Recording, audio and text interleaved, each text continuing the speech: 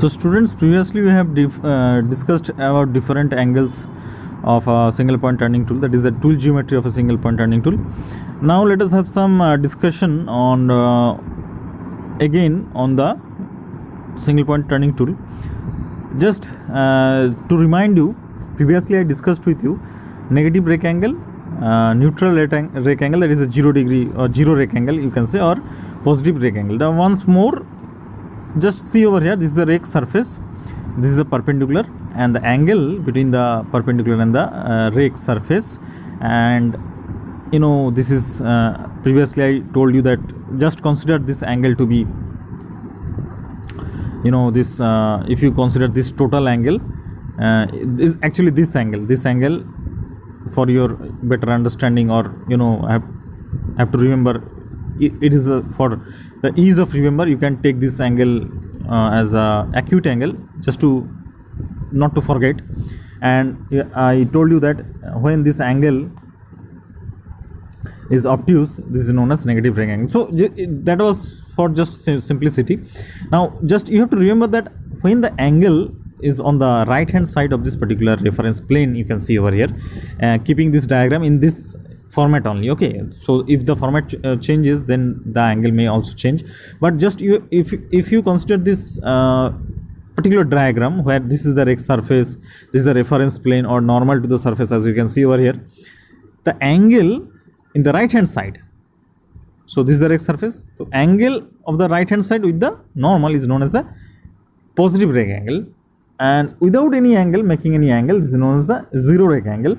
And when the angle is on the left hand side of this particular normal side, is known as negative rake angle as well. Okay, now insert shape whose cutting edge precedes is a positive rake angle as well. Okay, now insert shape whose cutting edge follows is a negative rake angle. Okay, so these are the things you have to keep in mind. Now look what happens. Effect of rake angle on tool life, you have to think. Now look, if rake angle is large, smaller will be the cutting angle and larger will be the shear angle. What will happen? This will eventually reduce force and power of cut, that is the increase of tool life. Okay, but increasing the rake angle reduces the mass of metal behind the cutting edge, resulting in poor transfer of heat, that is tool life.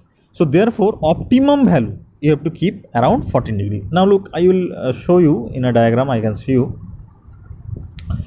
So say we have, say this is the rake angle alpha, and this is the tool life, you can say.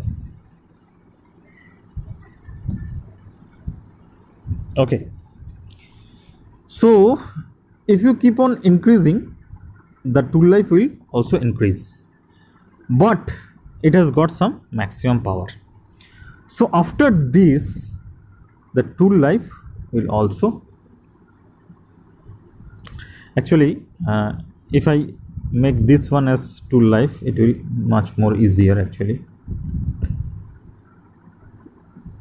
It is so actually what will happen, if I keep this as, say this one,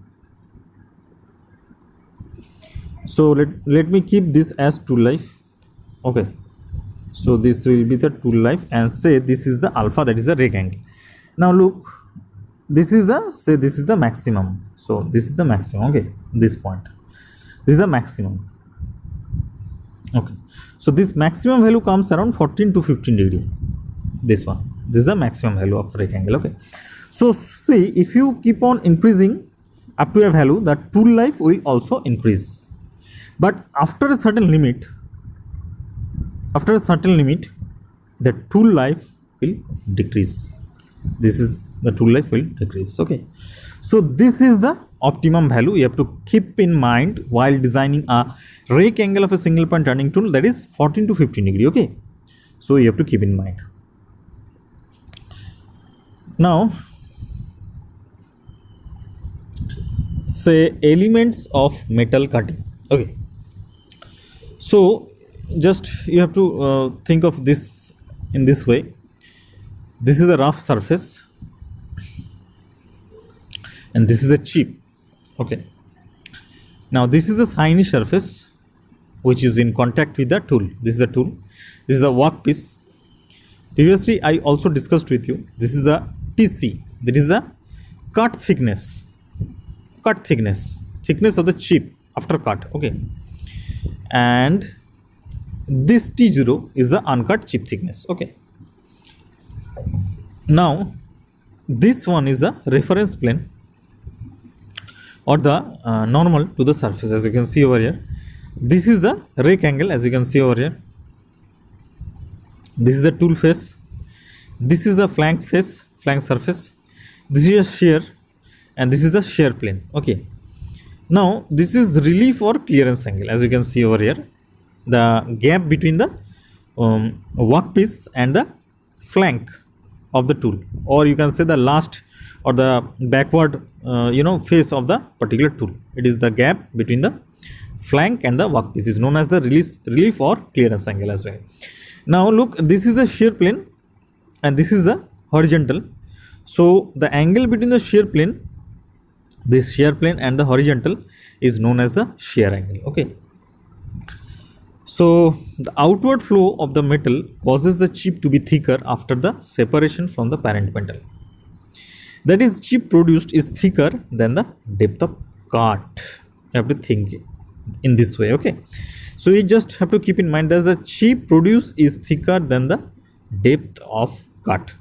The outward flow of the metal causes the chip to be thicker after the separation from the parent metal, as because the chip has to go shearing. Okay, so next, now if you consider this picture, here we have the shear zone, as you can see over here. This is the chip, this is the shear plane, and this is the reference plane or the normal to the surface, as you can see over here. Now this is the rake angle, as you can see, of rake angle of the tool. Okay, now this is the tool movement, as you can see over here. This is the tool and this is the tool movement in this direction. Okay, now gap between the flank, this is the last surface or the back surface of the tool, and in between the horizontal surface is known as the clearance angle. That is the clearance angle, the gap between the flank and the this surface of the workpiece. Okay, now depth of cut, this one is the depth of cut, as you can see over here. So you can also take it as a uncut chip thickness as well, and this thickness is known as the cut chip thickness as well. Okay, now coming to the deformation of metal occurs along shear plane. Now look, this is the chip tool interface. Okay, and this is the primary shear, as you can see over here, marked in the red color. Okay, this is the secondary shear zone, as you can see. This is the tool, and this surface is the secondary shear, and this surface below the tool in connection with the or in touch with the workpiece is known as the tertiary shear zone. Look here, work or the tool interface, this one. Okay, so this this zone is known as a tertiary shear zone. Okay, and this is the primary shear zone, as you can see over here. Okay, the deformation of metal occurs along the shear plane, as you can see over here. This is the shear plane, as you can see. This is the shear plane. Okay, and this is the primary shear zone, and this is the secondary shear zone, and this is the tertiary shear zone. Okay, so the deformation of metal occurs along the shear plane. However, in realistic model, the shear deformation occurs within a shear zone, that is the primary shear zone. Okay, this one. And another shear occurs due to friction between the chip and tool. So considering the clearance angle of the tool as well, but there is a slight contact of the flank and the finished surface of the workpiece, as you can see over here, this slight surface. So this slight contact causes the shear. So The shear occurs due to friction between the chip and tool as the chip slides along the rake face of the tool, and this is known as the secondary shear zone. So here also we are getting a friction, here also we are getting a friction. So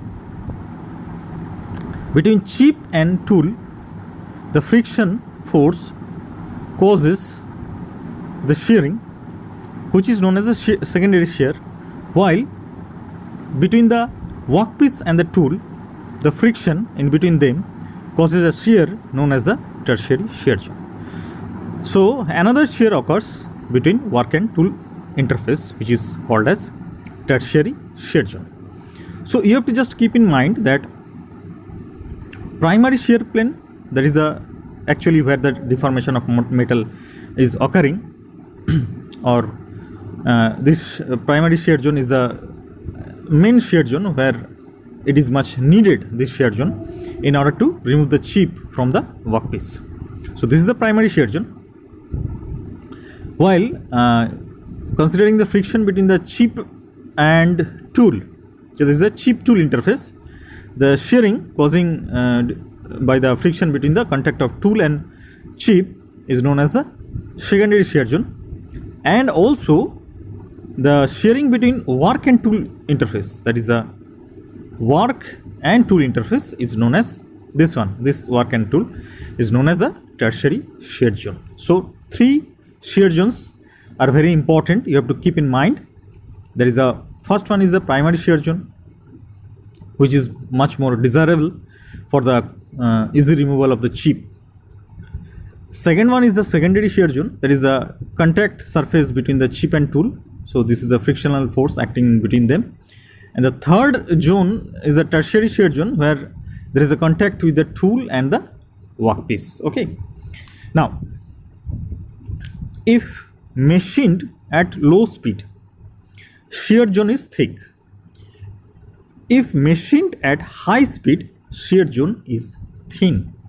So you have to keep in mind, when you are machining at low cutting speed, shear zone is thick, while machining at a high cutting speed, shear zone is thin. You have to keep in mind.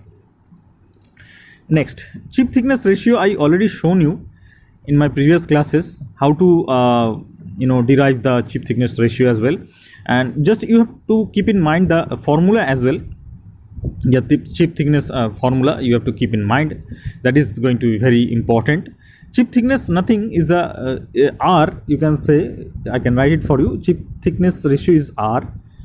It is by uncut by cut chip thickness. So this is T by TC, say.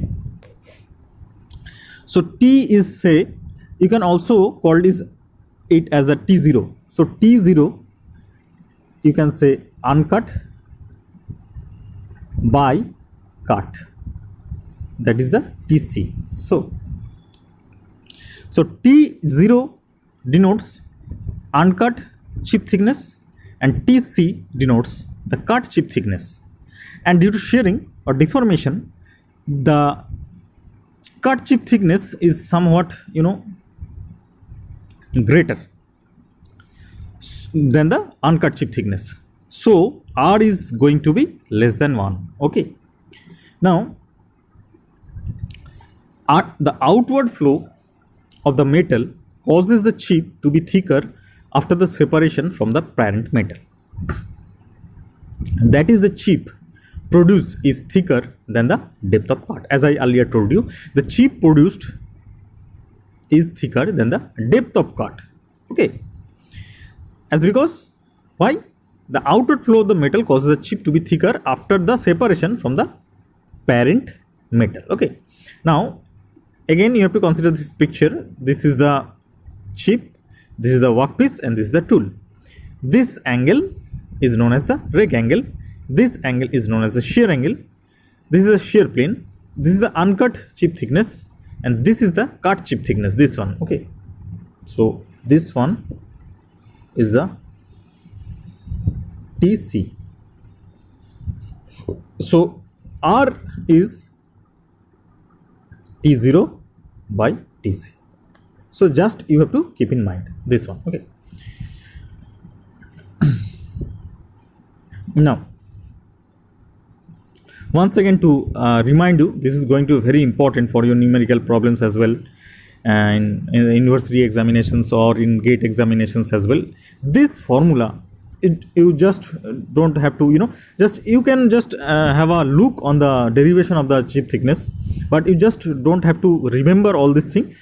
Problems are generally coming from this diagram only mainly. So you have to keep in mind that tan phi is the shear angle, this one is the shear angle, r is the chip thickness ratio, r equal to uncut by cut thickness of the chip, alpha is rake angle, this one alpha.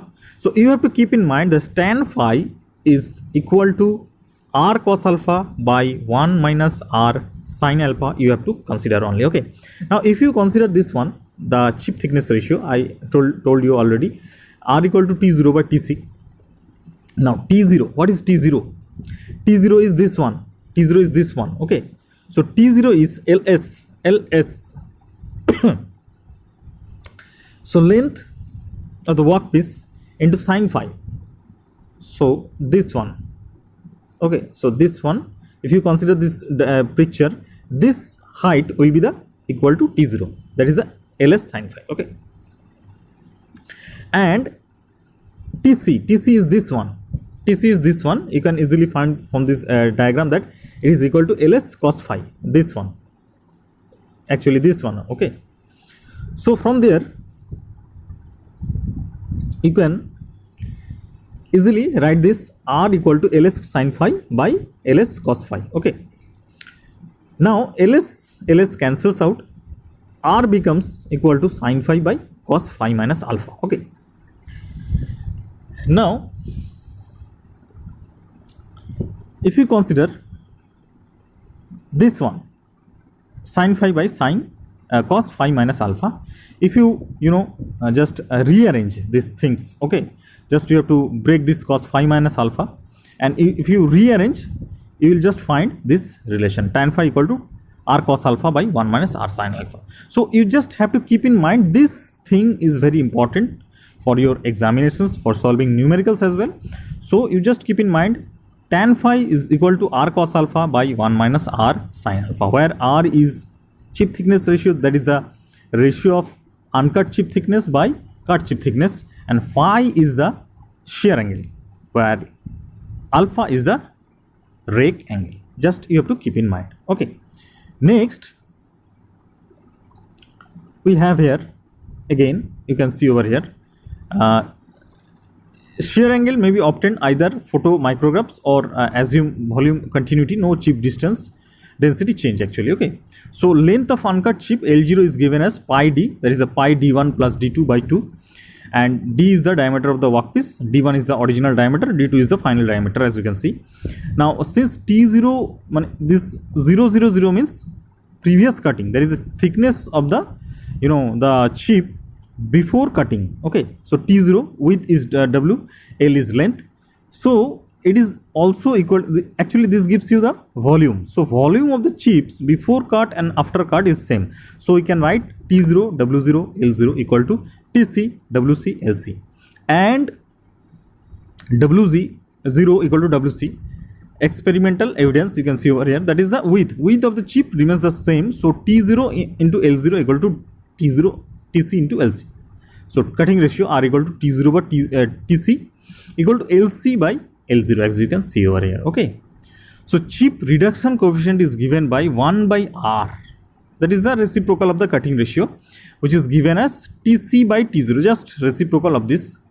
Uncut by cut is the cutting ratio, and chip reduction coefficient is given by cut by uncut, that is the t0 means the previous one. Okay, so that is the just opposite of the cutting ratio, that is the chip reduction coefficient. Okay, now measure length of chips easier than thickness is given by the area of chip equal to depth of cut into feet per revolution, that is the area of the chip is the depth of cut d into feet per revolution. Okay, so that is the area of the chip. Okay, so I think we have learned a lot today about some more things of chip thickness as well as the single point cutting tool various aspects. Hope you have enjoyed today's class, and similarly we will try to have some more knowledge on these different this aspects of a single point cutting tool. I also discussed with you in detail, but you would like to have some more this on the geometry of single point cutting tool, or you will have. So just for a few minutes I can just tell you that these tool elements I have already discussed with you. Actually, this is the shank, this is the holding portions, you already know. So if you want to have some some notes, you can just have a screenshot over here. This will help you to make notes for the preparation of the semester examinations. And these are the different aspects of a single point cutting tool. The tool elements I have already discussed, so I'm not going into depth. So if you just want to have some definitive portions or theoretical portions, you can take a note. They are given as in a elaborative way. This shank, flank, face, base, heel, nose or cutting point, cutting edge, nose radius as well, they have given in a elaborative way.